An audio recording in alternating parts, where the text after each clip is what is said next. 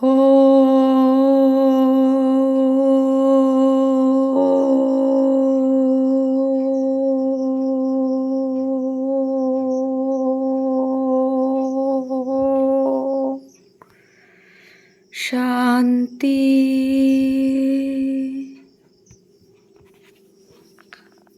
21/5/2024 প্রাতঃমুরলি ওম শান্তি বাপদাদা মধুবন। মিষ্টি বাচ্চারা, সে বাবা হলেন ওয়ান্ডারফুল বাবা, টিচার আর সদ্গুরু।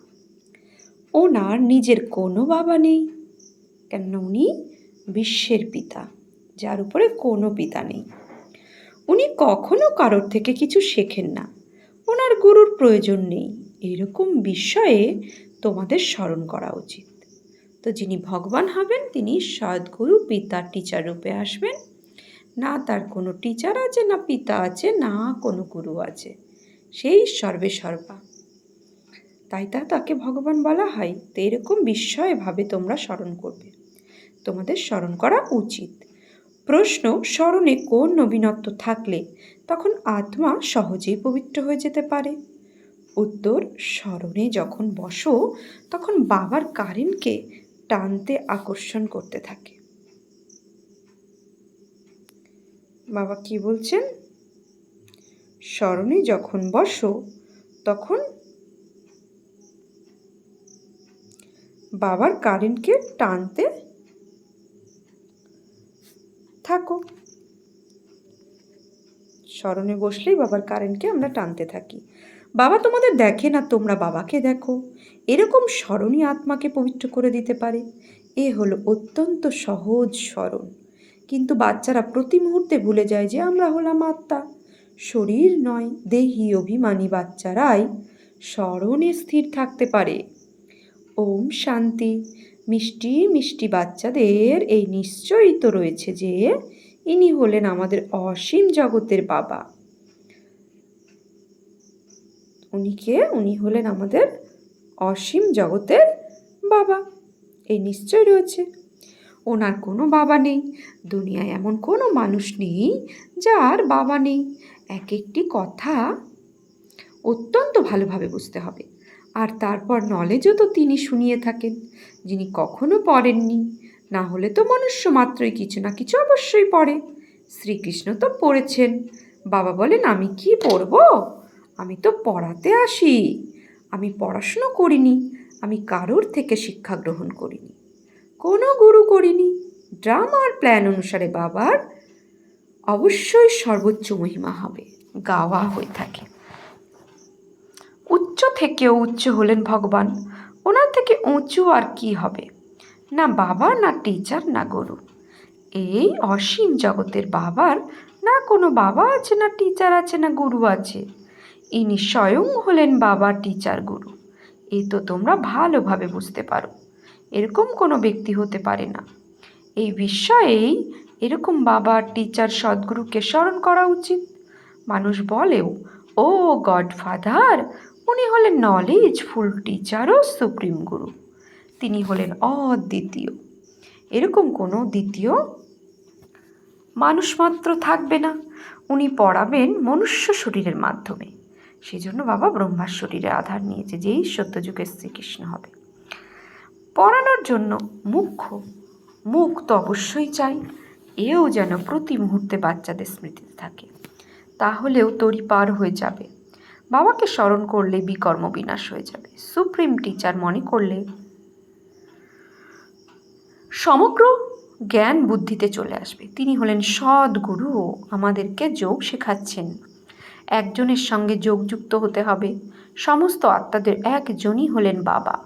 তিনি সমস্ত আত্মাদের বলেন, মামেকম স্মরণ করো, সর্বধর্মান্য পরিত্যাজ্য মামেকম শরণম ব্রজ, অহম ত্বম সর্বপাপেভ্যো মোক্ষয়িষ্যামি শুচ। শ্রীমদ্ ভগবদ গীতার 18তম অধ্যায়ের শ্লোক।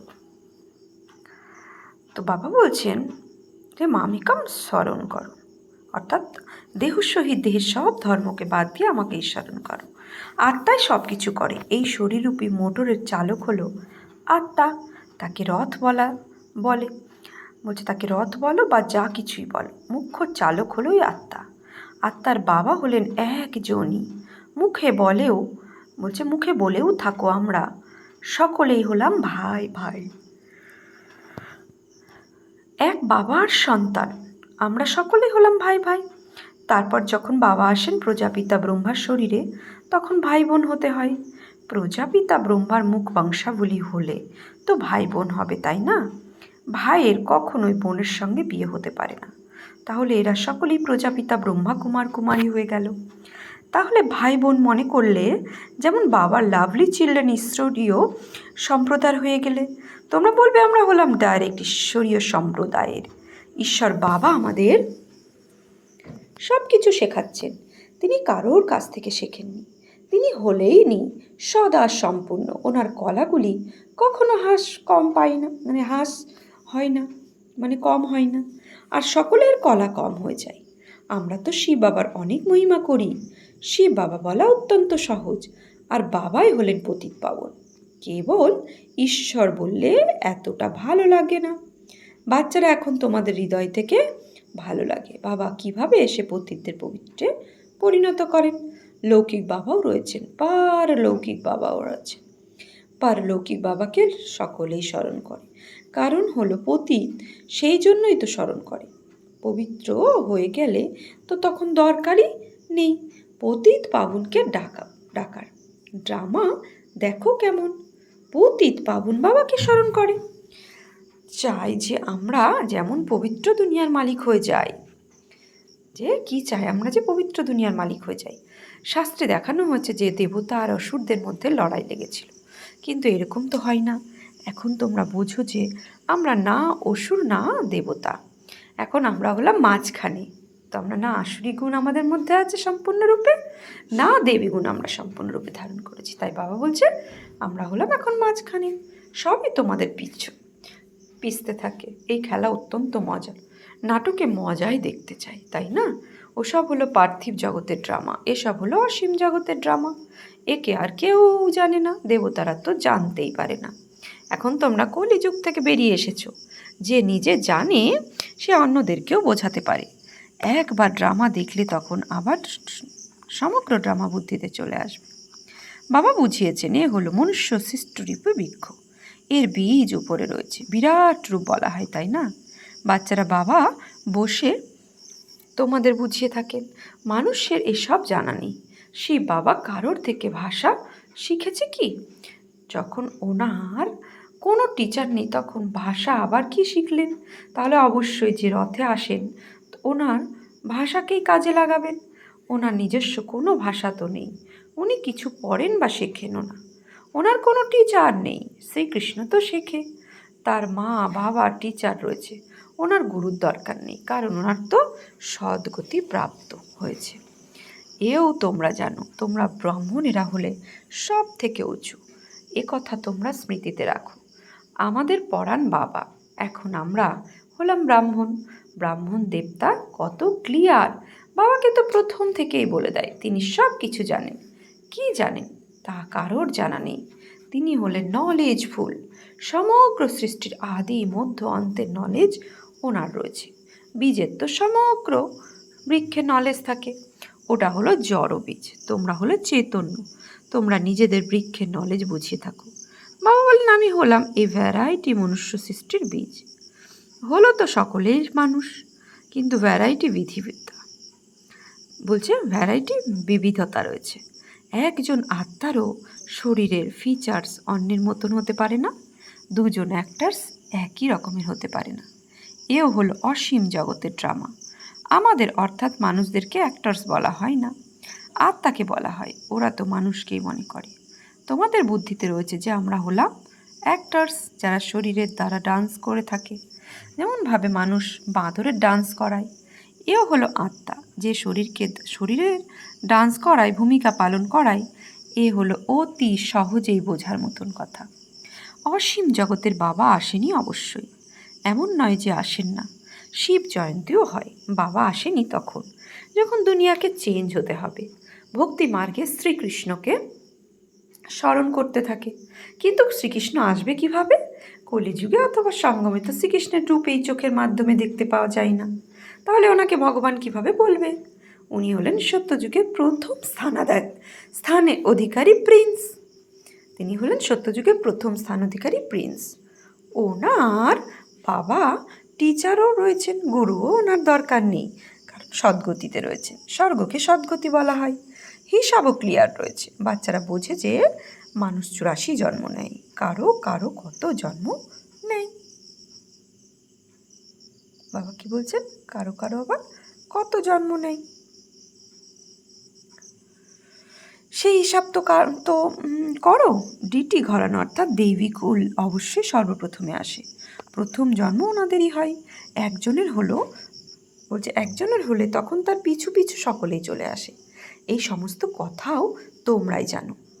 বলছে একজনের হলে তখন তার পিছু পিছু সকলেই চলে আসে। এই সমস্ত কথাও তোমরাই জানো। তোমাদের মধ্যেও কেউ কেউ ভালোভাবে বোঝে।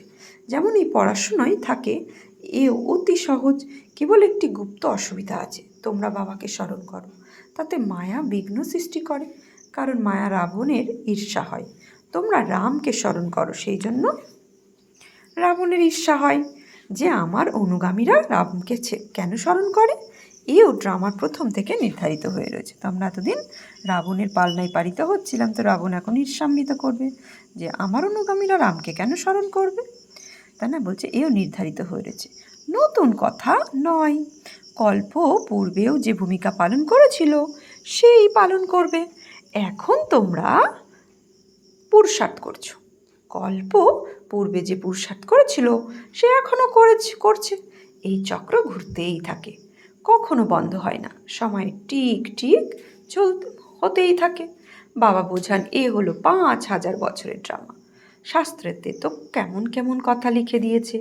বাবা এরকম কখনো বলেন না যে ভক্তি ছেড়ে দাও, কারণ যদি এখানেও চলতে না পারে আর ওটাও ছেড়ে দেয়, তখন না এখানকার না ওখানকার থাকবে, কোনো কাজই থাকে না।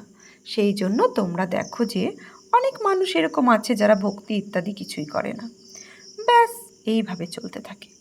অনেকে তো বলে ভগবানই অনেক রূপ ধারণ করে। আরে এ হলো অসীম জগতের অনাদি পূর্ব নির্ধারিত ড্রামা, যা রিপিট হতে থাকে। সেই জন্য একে অনাদি অবিনাশী ওয়ার্ল্ড ড্রামা বলা হয়। বাচ্চারা এও তোমরাই বুঝতে পারছো। এর মধ্যেও তোমাদের অর্থাৎ কুমারীদের জন্য হলো অত্যন্ত সহজ। মা তারা তো যে সিঁড়ি চড়েছে তা নামতেও হবে।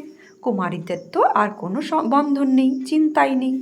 বাবার হয়ে যেতে হবে। লৌকিক সম্বন্ধকে ভুলে পারলৌকিক সম্বন্ধ জুড়তে হয়। কলি যুক্ত আছেই দুর্গতি। ড্রামা অনুসারে নিচে নামতেই হবে। ভারতবাসীরা বলে এই সব কিছুই হলো ঈশ্বরের, তিনি হলেন মালিক। তোমরা কে? আমরা হলাম আত্মা। বাকি সব কিছুই হলো ঈশ্বরের। এই দেহ ইত্যাদি যা কিছু রয়েছে তা পরমাত্মা দিয়েছেন। মুখে বলে সঠিক, বলে দেয় সব কিছু ঈশ্বর দিয়েছেন। আচ্ছা, তাহলে ওনার দেওয়া জিনিসের প্রতি চিন্তা থোড়াই করা উচিত। কিন্তু সে পথেও চলে না, রাবণের মতে চলে। বাবা বুঝিয়ে থাকেন তোমরা তো হলে ট্রাস্টি, কিন্তু রাবণ সম্প্রদায়ে হওয়ার কারণে তোমরা ট্রাস্টি ভাবের মধ্যেও নিজেকে ধোঁকা দিয়ে থাকো। মুখে বলো এক, করো অন্য। যে জিনিস বাবা দিয়েছেন তারপর নিয়েছেন, তাহলে তাতে তোমাদের দুঃখ কেন হয়? মমত্ব দূর করার জন্য এই সমস্ত কথা বাবা নিজেদের বাচ্চাদেরকে বুঝিয়ে থাকেন। এখন বাবা এসেছেন, তোমরাই ডেকেছিলে, বাবা আমাদেরকে সাথে করে নিয়ে চলো। বাবাকে আমরা ডেকেছিলাম, বাবা আমাদেরকে সাথে করে নিয়ে চলো। আমরা রাবণ রাজ্যে অত্যন্ত দুঃখী হয়ে পড়েছি, এসে আমাদের পবিত্র করো, কারণ মনে করে পবিত্র হওয়া ব্যতীত আমরা যেতে পারি না। আমাদেরকে নিয়ে চলো। কোথায়? ঘরে নিয়ে চলো। সেকেন্ডে পরমধামে বুদ্ধি নিয়ে যাব। 1 সেকেন্ডে লাল রঙের কিরণের দুনিয়া, পরম ধাম, আমার পিতার ঘর, আমার নিজস্ব ঘর। শান্তি আর শান্তির ভাইব্রেশন চারিদিকে ছড়িয়ে রয়েছে। অনন্ত শান্তির ঢেউয়ে আমি সমাহিত করছি।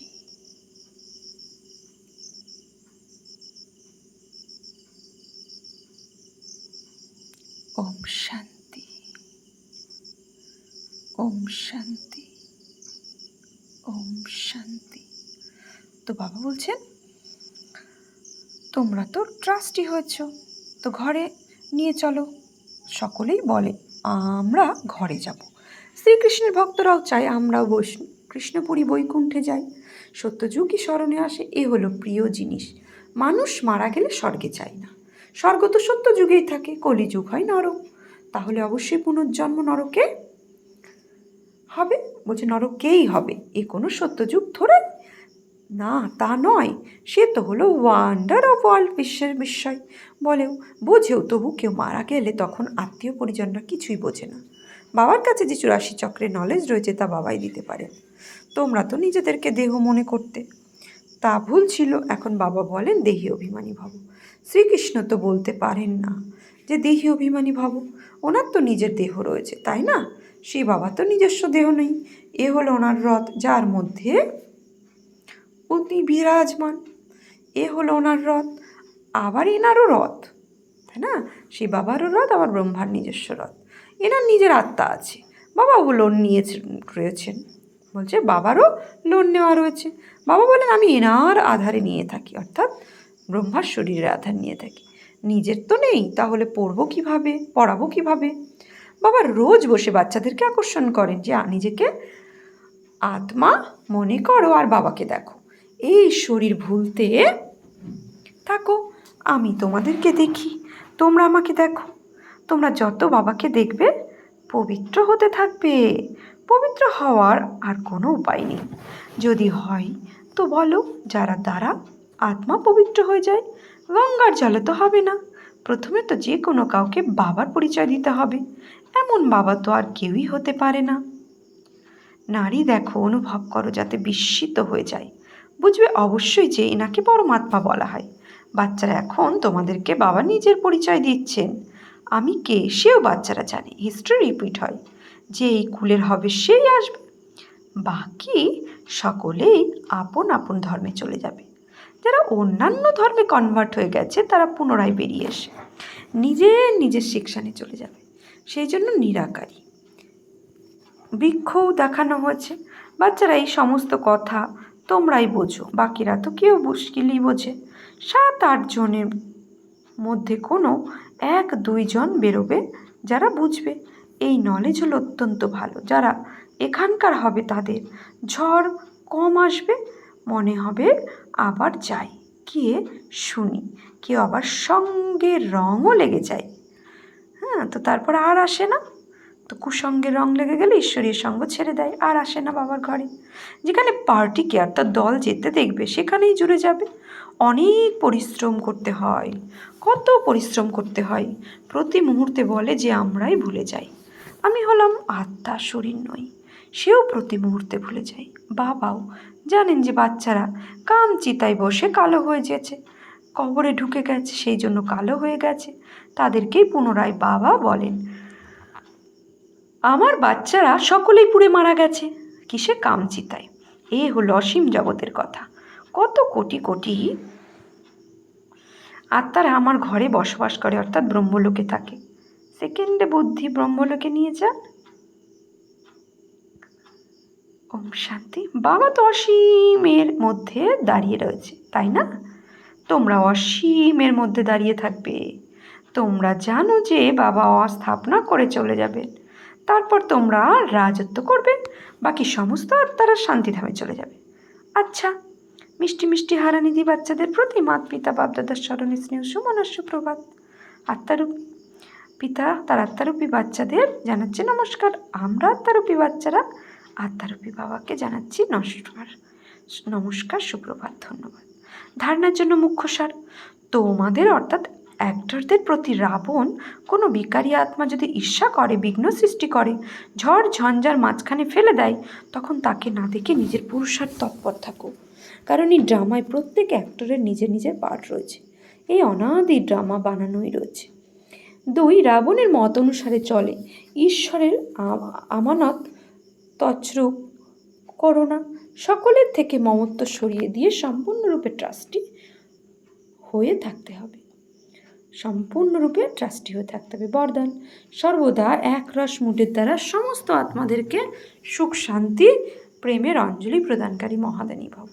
সর্বদা একরাশ মুডের দ্বারা সমস্ত আত্মাদেরকে সুখ আর শান্তির প্রেমের অঞ্জলি প্রদানকারী মহাদানী ভাবো। বাচ্চারা, তোমাদের মুড যেন সর্বদা খুশিতে একরস থাকে, কখনো মুড অফ, কখনো মুড অত্যন্ত ভালো।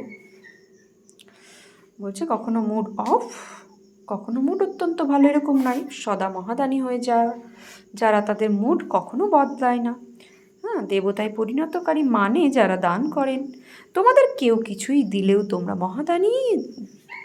বাচ্চারা, সকলকে মুখের সুখের অঞ্জলি, শক্তির অঞ্জলি, প্রেমের অঞ্জলি। বাবা কি বলছেন? তোমাদের কেউ কিছু দিলেও তোমরা মহাদানী। বাচ্চারা, সকলকে তোমরা কি করো? সুখের অঞ্জলি, শান্তির অঞ্জলি, প্রেমের অঞ্জলি দাও। শরীরের সেবার সাথে মনে থেকে শরীরের সেবার সাথে মন থেকে এরকম সেবায় বিজি থাকো, তবেই ডবল পুণ্য জমা হবে। স্লোগান: তোমাদের বিশেষত্বগুলো হলো প্রভু প্রসাদ। এগুলোকে শুধুমাত্র নিজের প্রতি ইউজ করো না, বন্টন করো আর বৃদ্ধি করতে থাকো।